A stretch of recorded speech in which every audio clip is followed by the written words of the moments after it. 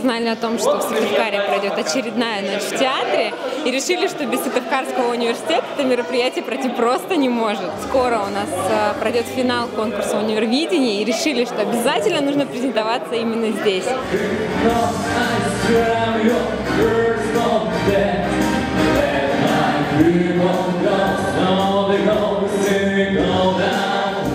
Мы собираем всех участников бывших лет для того, чтобы показать, что этот конкурс действительно песней объединяет всех студентов и сможет это делать и в дальнейшем, и на более высоком уровне.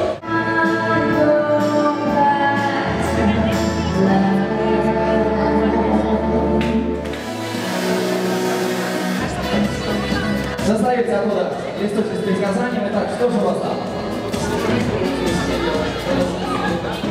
Мне очень понравилось, как пели, вот особенно понравился конкурс там с печеньками, с предсказаниями, да, и выиграл даже светоотражатель от СГУ. Буду всегда его теперь с собой носить.